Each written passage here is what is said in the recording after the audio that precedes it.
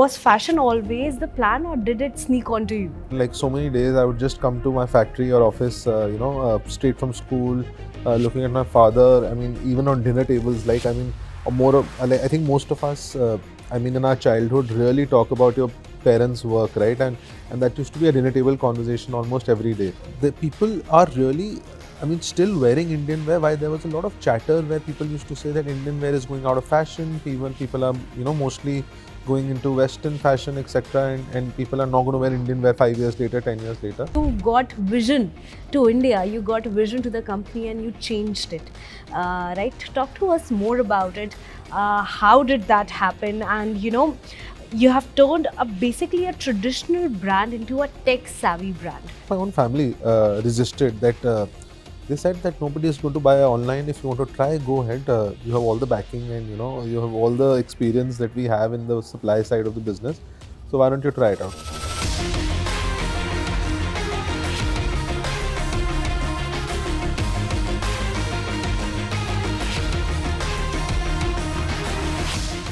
Some legacies aren't built in boardrooms, they are built between fabric rolls and storefronts. In 1985, in the bustling gullies of Delhi, a man named Sidhant Keshwani started Libas, not with buzzwords or bun rates, but with the deep understanding of Indian women's love for timeless fashion.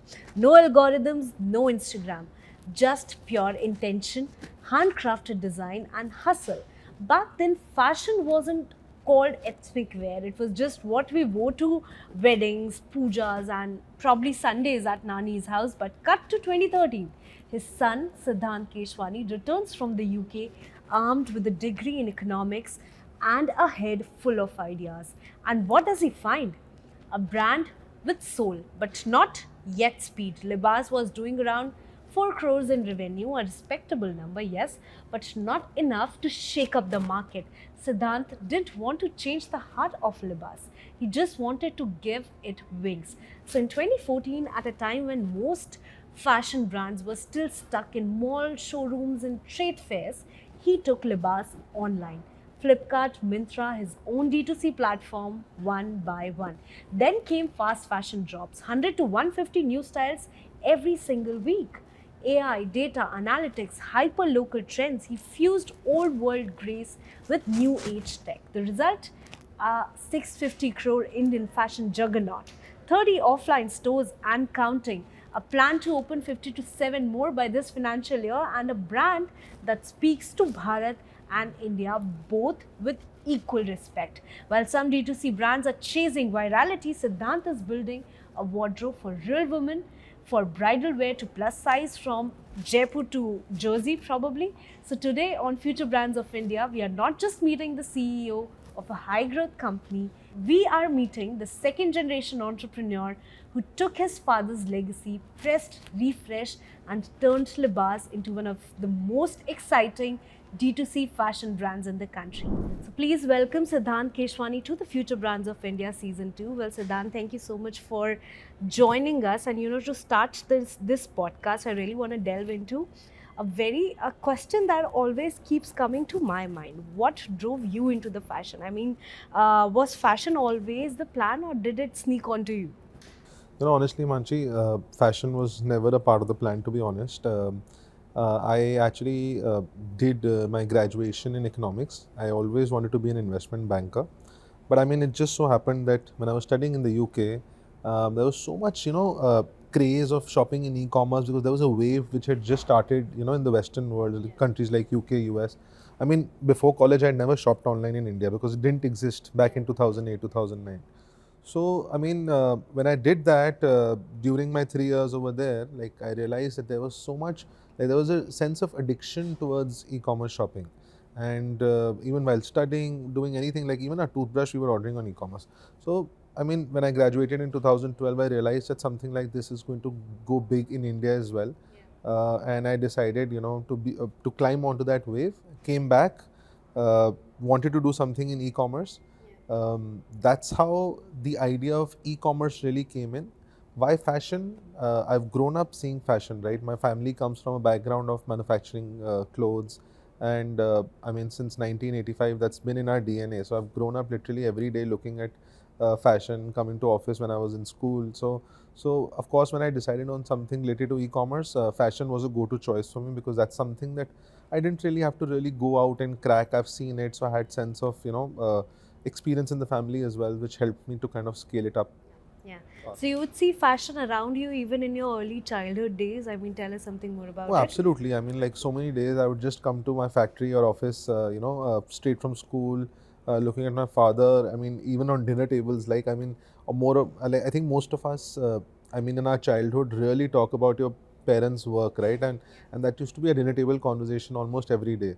So of course, I've grown up. I mean, since I was like, I think 2 years, 3 years old, I've been hearing about fashion, hearing about clothes. So it was already in my DNA. So it was not even a question. If I'm doing something in retail, it had to be fashion. So It had to be fashion, all right. So as you said, you came back from the UK. You did economics, right? Uh, well, when most students or most children come back from abroad, they mostly bring fridge magnets. But you got vision to India. You got vision to the company, and you changed it, right? Talk to us more about it. How did that happen? And you have turned basically a traditional brand into a tech savvy brand, right? So talk to us more about it, the journey. in the early days, I mean, when I used to do my internship, right? So I started, like, I think I graduated, and even during college, I did a couple of internships here in India in offices.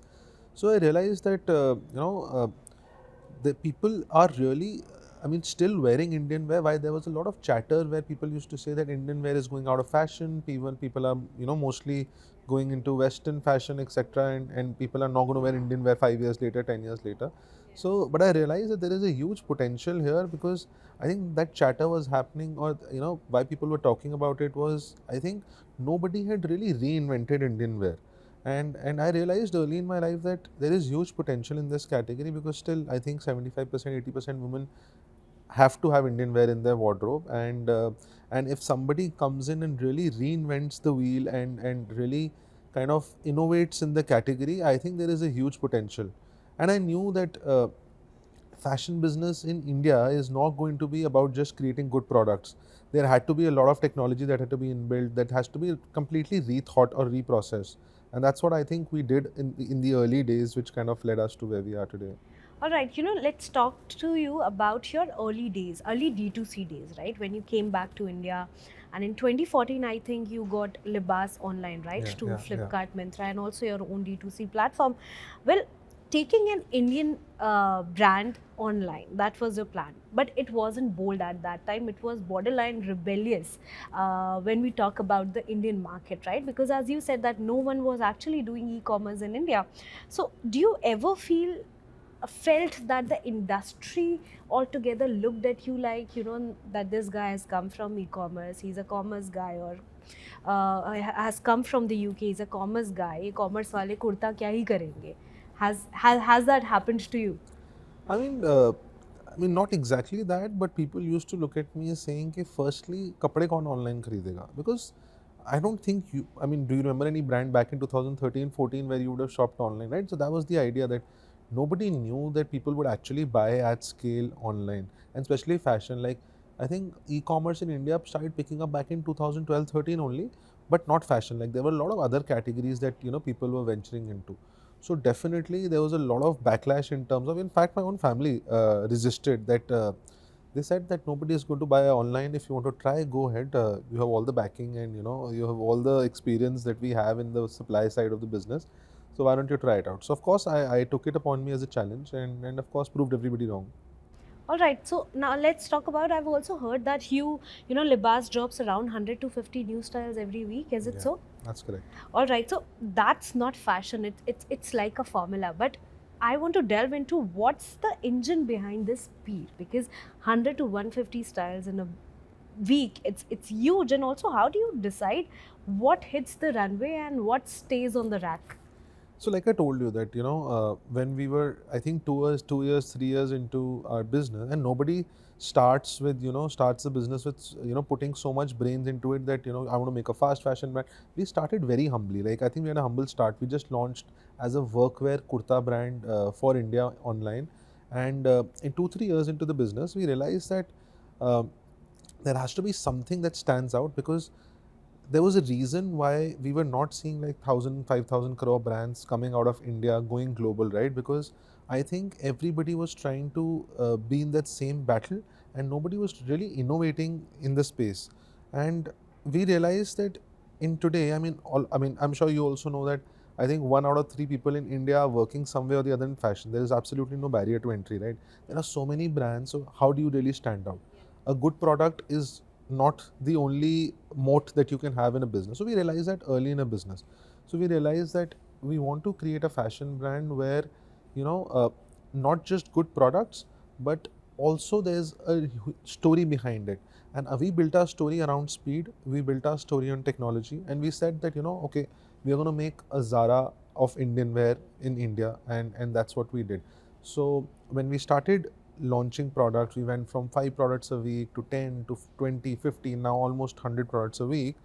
I know it's like it seems like a manufacturing engine, but there's a lot of technology behind it in deciding what's right, what's wrong. So, I mean, today when I launch a product, within I think 24 to 48 hours, I know how much of it can sell, which one's a flop, which one's a fail, which one is going to be a hero style, etc. And that decision making earlier used to happen in 45 days, 60 days. Now we do that in 2 days. So we are not just launching fast, we're also kind of redefining the whole engine of identifying top sellers, what's not working, also equally fast. Yeah. Elaborate on that. Elaborate on the tech part. Like, how do you identify what styles are going to come up, or what the consumer is demanding at this point in time? And also, when you have different stores at different locations, you will have to identify what sort of prints, or what sort of stuff is sort of good for this particular store, which is located in this particular area. How do you do all that? We come from a lot of e-commerce data, right? I mean, today we have more than 50 lakh active customers on the app, on the website. So there's so much data that we have that we know which pin code, what is the spending capacity, what kind of fashion is doing well, our prints doing well, our embroidery is doing well. Maybe Bandhani is doing well in a one pin code, and maybe chicken curry is doing well in the other, right? So there is so much data, and all the decision making happens basis that. So how and why, of course, it's a proprietary engine, and I wouldn't want to share how we do it and why we do it. But yeah, like it's like I said, anything that goes live within 48 hours, maximum 72 hours, we know, and we have an analysis and data crunching machine which tells us that this is the potential of this style over the next 6 months. Yeah. All right. So Libas isn't just selling clothes. It is what I got from you. It's also solving for modern Indian women, right? So what's something most people don't get about, according to you, when it comes to today's Indian wear shopping? Hmm. See, I think what people are looking for is today, it's when I opened my first store, right? I actually went to about 80 to 100 different stores to research, what is it that people are doing, what is it that they're doing wrong, and what is it they're not doing differently, right? So I realized that one thing was very common across all Indian stores. There was this traditional mindset and a psyche of consumers and retailers that an Indian wear store means that you're entering something like a palace, and where there'll be a lot of gold elements in the store. There'll be tables where you're sitting across the table, and people are showing you suits and sarees, opening it from a fold, and you're sitting having tea and coffee, right? So I realized that this is common, and why people are not reinventing it. I mean, there has to be, everything has changed, right? Now people don't have the patience today. I'm sure when you go to a mall or high street, you don't spend more than 5 minutes in one store. Attention span has Attention reduced. span is so less with the whole social media angle, where 5 seconds you can't spend on one reel. Imagine the new consumer. So we said that we're not going to decide first what we need to do to reinvent it. We'll first decide what we don't need to do. So we actually eliminated those things, and we said our first store will have nothing like that. We wanted to create a store experience where it's actually like e-commerce, that you go in and you walk out, you don't need anybody's help, you're just scrolling through the catalog yourself, and everything is talking to you on themselves. So that's the kind of experience we wanted to create. All right, so let's also talk about, see, we spoke about the experience that you want to build. Let's also talk about the offline stores, right? Because you are dominantly online. You have around 30 stores as of now, offline stores, Libas stores, and planning to sort of get 50 or 270 more stores, right? So it's a proper rollout plan that you have for the offline store expansion. So what made you decide that online is great, yes, but now also get into the trial rooms, the billboards? See, I'll tell you that again, this is something that came out of my own experience. I was actually at one of the grocery stores. I think this is 3-4 years back, and I used to go there every Sunday with my kids, and probably pick up some new products, etc. And there was this one product I really liked. So I got that home. I tried it. It was amazing, and that's something that I think it was a brand of an almond milk or something. And I said, okay, this is great. I'm only going to consume this milk every day. So I actually realized that I went onto the website, there was no website. I went onto the quick commerce Blinkits and all, it was not there. I sent somebody to my local grocery store, it was not there. So I realized that today, in a day and age where there is so much competition, as a brand, if you're not present everywhere where the consumer is across all channels, you are going to lose out on that customer. Because today's retail thrives on repeats. I mean, if acquiring a new customer is so expensive, but if I'm not able to get him back again and again to me, and I'm letting him go and buy from some other brand, I will lose as a business. So we realize that today in India, in a competitive scenario, you have to be where the consumer is. So that's what led to us, that's where we realized that we are scaling really well on e-commerce. People know us, but those same people are actually going to stores, on weekends, etc. But they're not able to experience us. So that's what led to the idea of Yeah, starting yeah. No, sure. stores. Customer retention is the key, of course, for any business to sustain. But at this point in time, there are multiple D2C brands across different platforms, right? A lot of them are online, right? A lot of people do send clothes now on Instagram, right? So we are, the supply is huge, right? So at this point in time, how are you sort of sustaining yourself in terms of maintaining your authenticity, your credibility, and to see that the consumer returns to Libas more often than they go to some other XYZ brand? So the difference between a fast fashion brand like ourselves and any other traditional brands that we used to see for most of our life, that today if you'll actually go to any brand and you'll buy, maybe over the period of 6 months you'll buy 2 to 3 products, and you'll go back to your wardrobe. Your wardrobe will start looking the same, right? I mean I don't want to name brands, but you'll know that okay, my wardrobe is full of that brand. However, in the case of fast fashion, we are doing so many new launches so frequently that even if you're returning in a week, you'll see the store completely overhauled. You will see a website talking about something completely new. So that's what makes customer come to us again and again. That's one very important thing that so when we made our website, we wanted to make an experience. We did not want to look like a fashion website. We wanted to look like Instagram. That today, if you go on Instagram, if you keep seeing the same reel again and again, you will get bored and you'll keep the phone on your side, right? Today you're spending 3 hours because you're seeing new content on a daily basis, and that's the kind of experience we wanted to create on in our e-commerce store and our offline store as well. All right. Then on that note, Siddhant, Flipkart, Myntra, Amazon, D2C website, your own app as well, as you were talking about. So how do you sort of juggle between all these channels without actually losing your brand voice? Because you can maintain your brand voice in your own on your own website, right? But when it comes to multiple channels, how do you sort of keep that? And because once you are everywhere, it is actually easy to become no one. So how do you do that? See, I would beg to differ that I don't believe like that, because I think when the consumer is coming to our own website, going to our Instagram channel, going to our stores, we are absolutely communicating how we would like, right? So customer is actually getting a recall. Being on multiple channels just helps us in distribution. Today, you might know what a libas is, you might know a libas story, but for convenience, you want to order it on a Zepto. So, I mean, you would not go to my website because you don't want to hear the same narrative again and again, right? You just want a simple purchase. So, we feel that these distribution channels helps us in reaching the consumers faster, because one person could be used to buying on a Myntra, the other one could be used to buying on a Flipkart, and some might be used to buying on our website.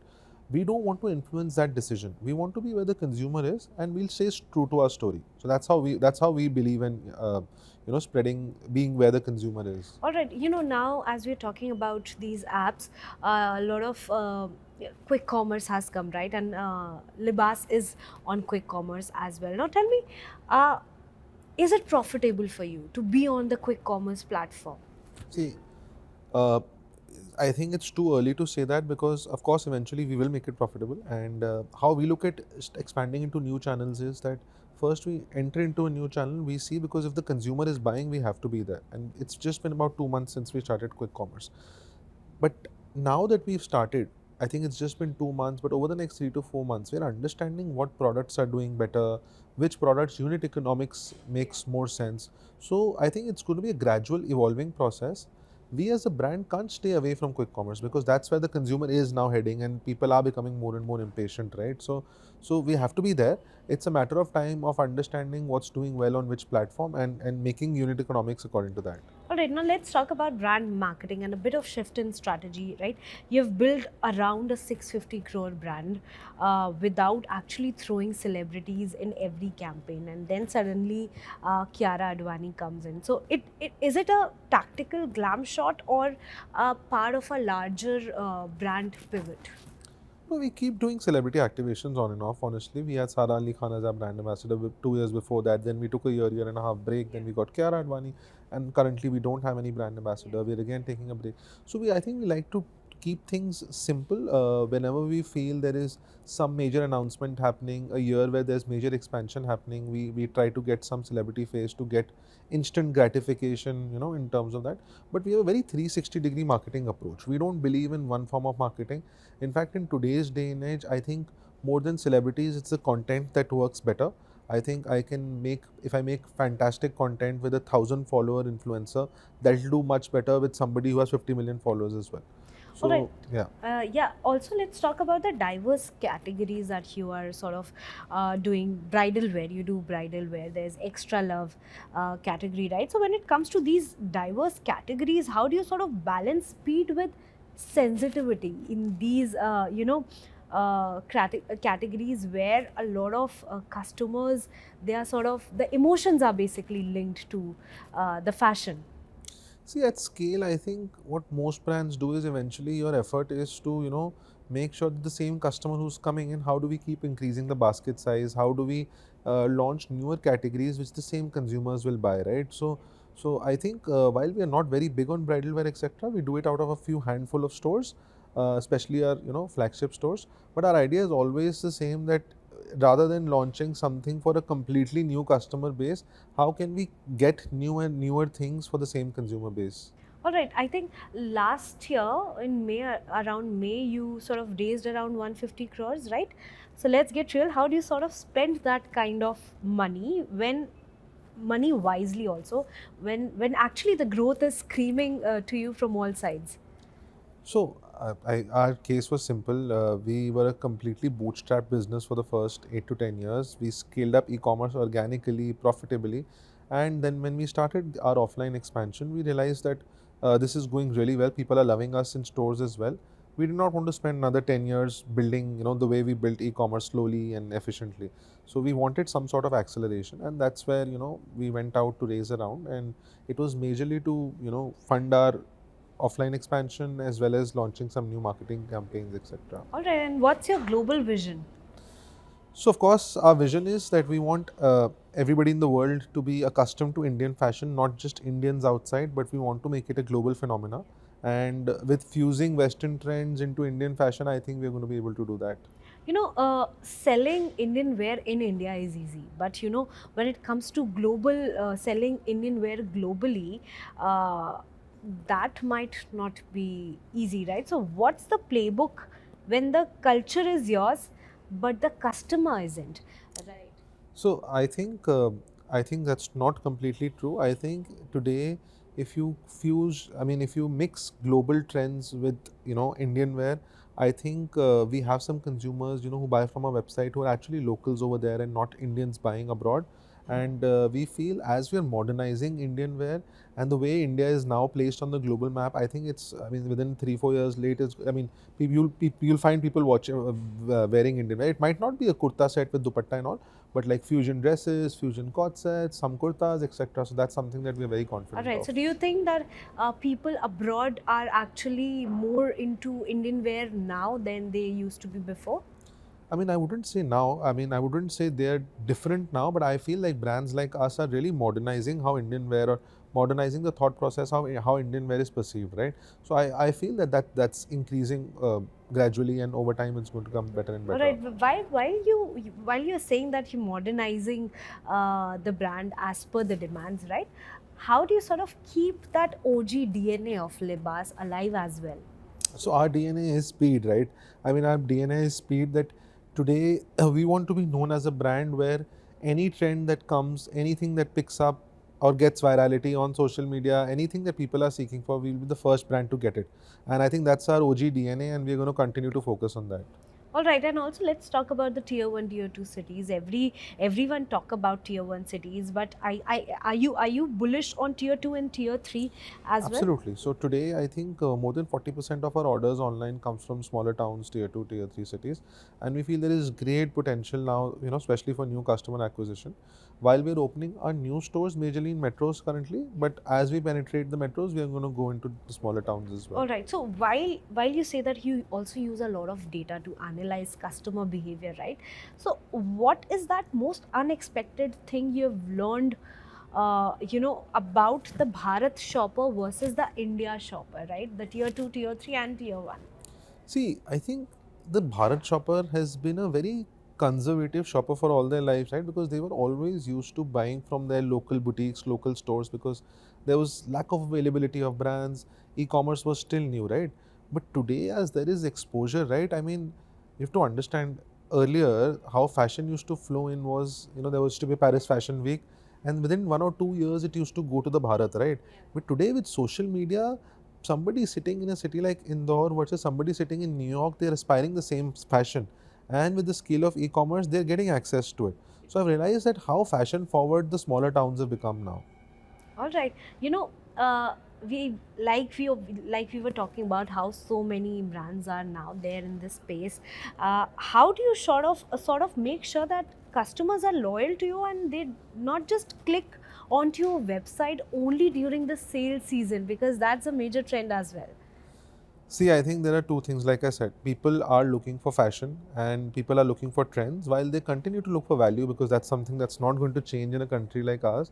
But they are really high on fashion. So basically, if you don't follow a one size fits all approach and you actually show them content and give them, fashion that they actually are looking for, I think it's going to be relevant, and that's when they don't look for discounts, etc.